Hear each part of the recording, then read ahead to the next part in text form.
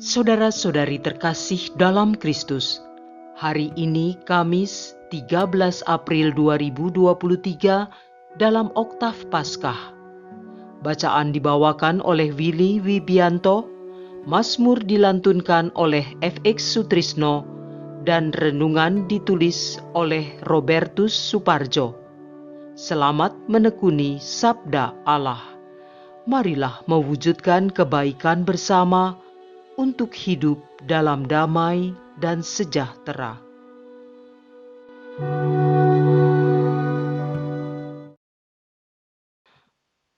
Dalam nama Bapa dan Putra dan Roh Kudus. Amin. Allah Bapa Maha Kuasa, Engkau telah mempersatukan berbagai bangsa dalam iman akan nama-Mu dan melahirkan kami kembali dalam air pembaptisan.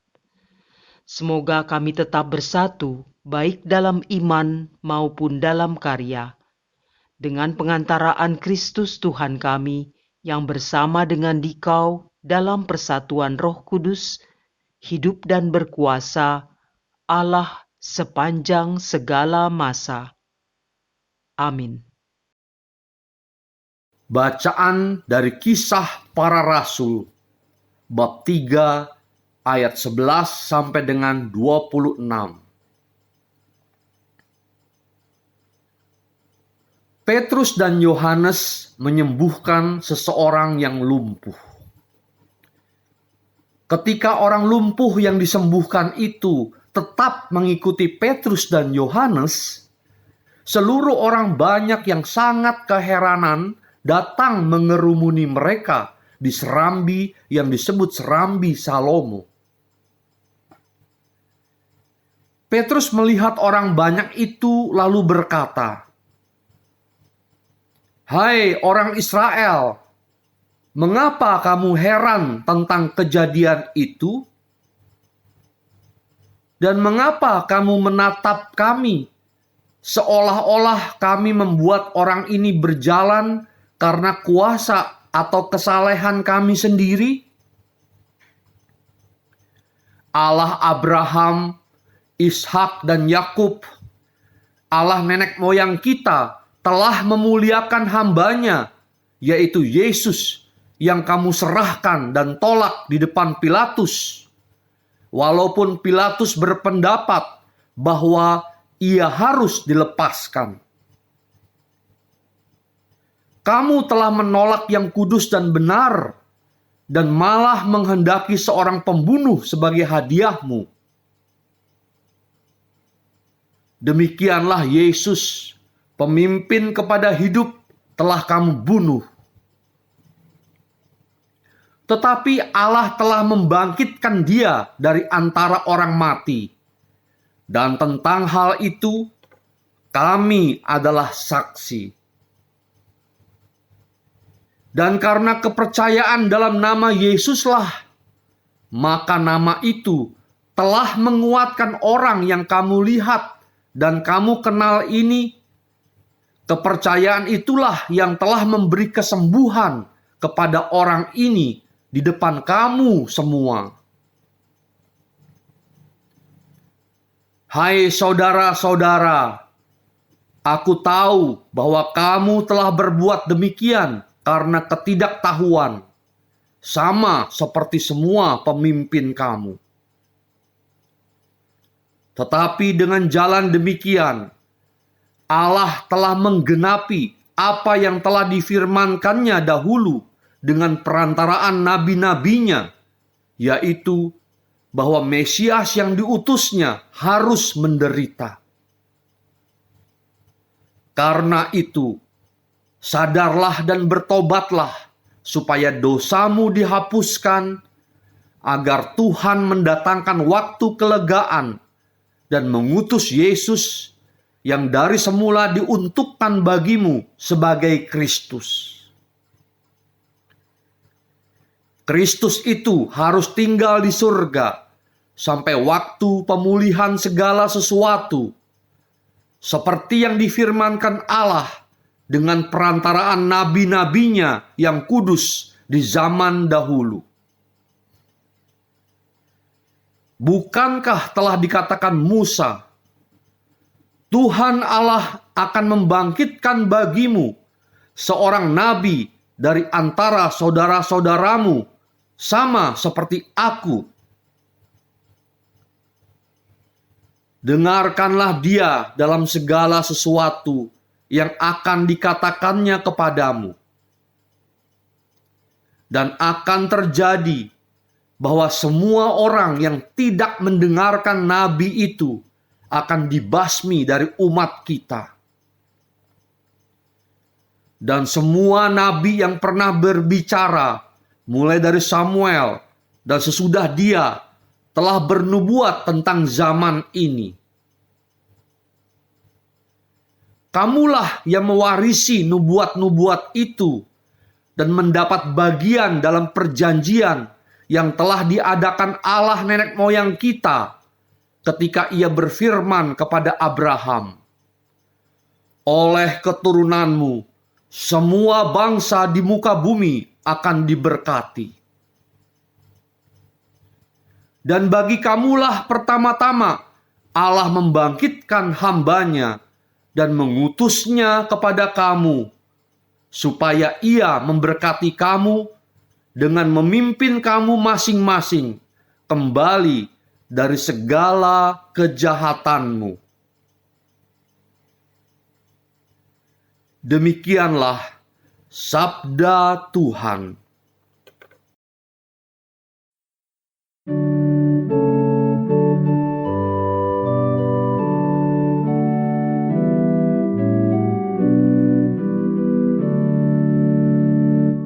Ya Tuhan Allah kami, betapa mulia nama-Mu di seluruh bumi. Ya Tuhan Allah kami, apakah manusia sehingga Engkau mengingatnya? Apakah anak manusia sehingga Engkau mengindahkannya?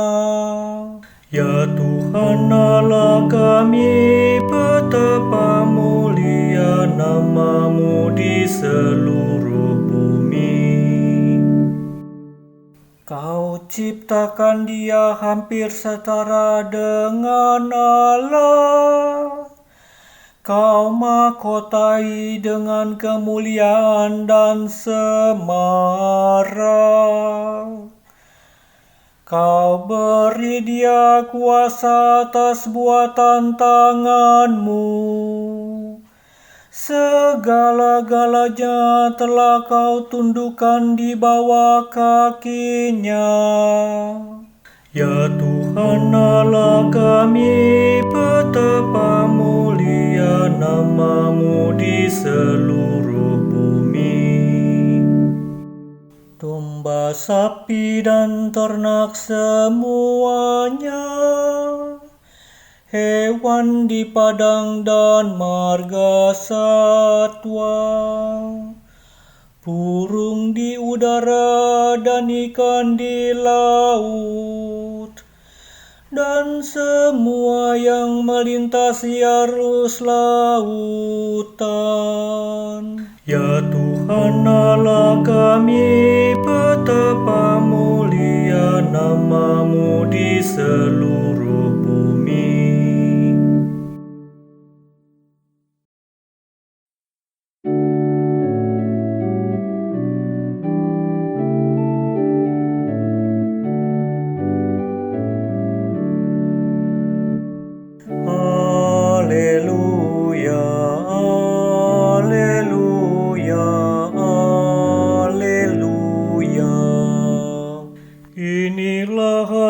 Dijadikan Tuhan. Marilah kita bersorak-sorai dan bersukacita karenanya. Haleluya, haleluya, haleluya.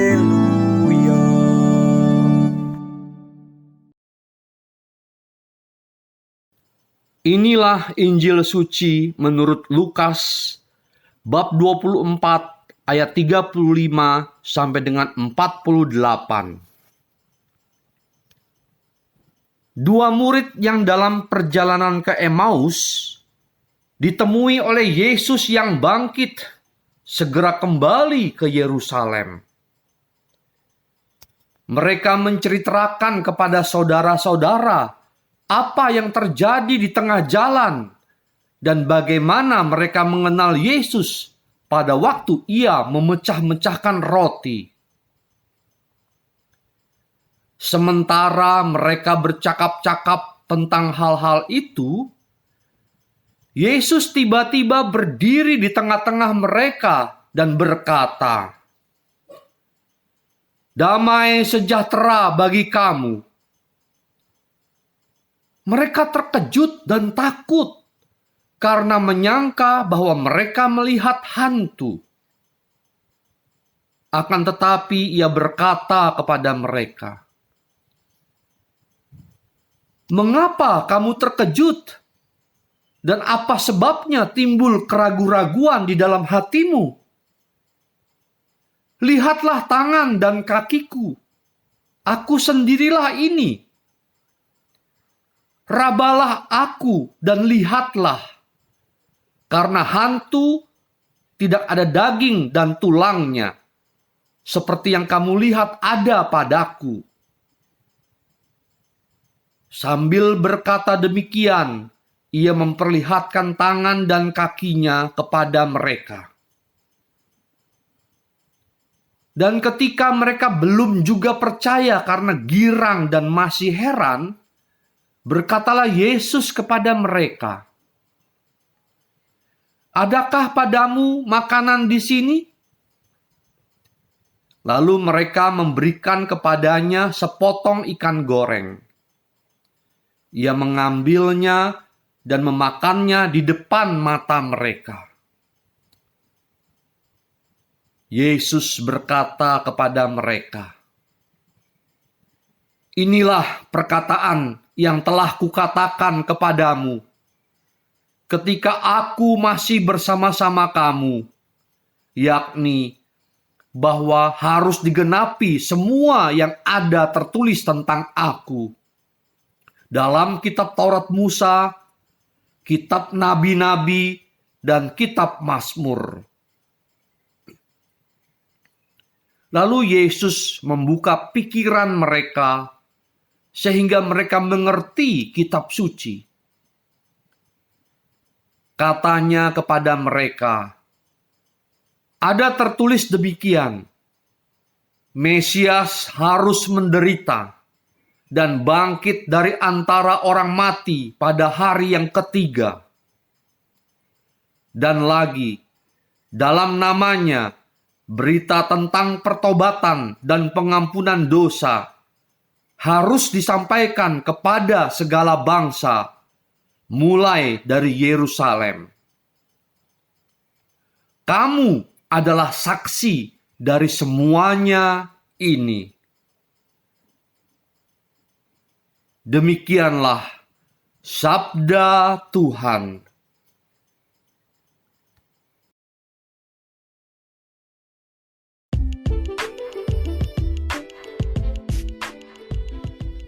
Kamu adalah saksi Kristus. Renungan dibawakan oleh Maria Monica.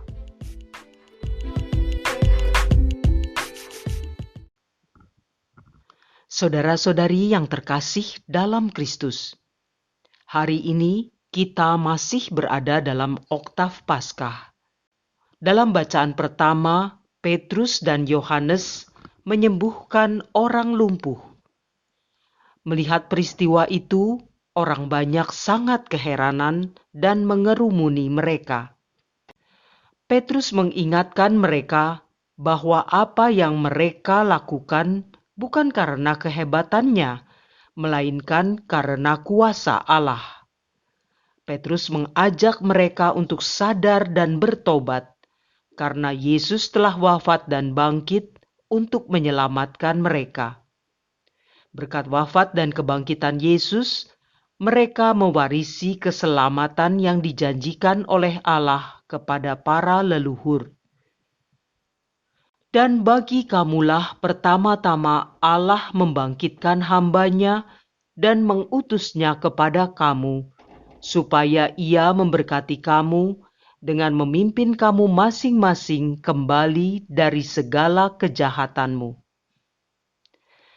Isi dari bacaan pertama adalah Petrus membawa pesan bahwa Kristus akan datang kembali membawa kelegaan dan sukacita bagi mereka. Dalam bacaan Injil, kita melihat bagaimana pengalaman para murid setelah ditinggalkan oleh Yesus. Kematian Yesus di puncak salib benar-benar menghancurkan harapan mereka. Rasa kecewa, cemas, bingung, sedih, dan takut menyelimuti mereka semua. Mereka menyaksikan Yesus mati di salib dan tidak melawan sedikit pun. Padahal Yesus sering mengatakan dirinya adalah anak Allah, diutus Bapa dan melakukan perbuatan mukjizat yang spektakuler. Harapan yang mereka pancangkan pada Yesus musnah dengan kematian Yesus. Maka ketika Yesus menampakkan diri di hadapan mereka, mereka terkejut dan ragu-ragu. Mereka menyangka yang dilihat adalah hantu. Untuk meyakinkan mereka, Yesus memperlihatkan tangan dan kakinya kepada mereka. Dan ketika mereka belum juga sepenuhnya percaya, Yesus mengajak mereka makan. Melalui peristiwa itu, Yesus menunjukkan kehadirannya bukan sekadar kehadiran rohani belaka. Perjumpaan itu sungguh nyata, layaknya perjumpaan antara sesama manusia yang hidup. Itulah yang membuat mereka tidak lagi ragu-ragu dan takut. Untuk meneguhkan kehadirannya, Yesus mengingatkan apa yang tertulis dalam kitab suci. Ada tertulis demikian, Mesias harus menderita dan bangkit dari antara orang mati pada hari yang ketiga. Yesus mengingatkan mereka akan penggenapan janji Allah. Pernyataan itu membuat mereka semua lega. Oleh karena itu, mereka juga diingatkan untuk membagikan kelegaan itu kepada seluruh bangsa. Kelegaan menjadi harapan semua orang, dan kelegaan itu terkait dengan pertobatan dan pengampunan dosa. Dosa membuat manusia tidak berdaya, menenggelamkan mereka ke danau yang sangat dalam. Seruan pertobatan mengingatkan bahwa masih ada yang bisa menolong mereka keluar dari jerat dosa. Melalui pertobatan, mereka melepaskan diri dari jerat dosa. Allah telah melakukan semua itu melalui sengsara, wafat, dan kebangkitan Yesus. Kita semua diutus untuk menjadi saksi Kristus, sebagaimana dinyatakan oleh Yesus dalam akhir Injil hari ini. Kamu adalah saksi dari semua ini.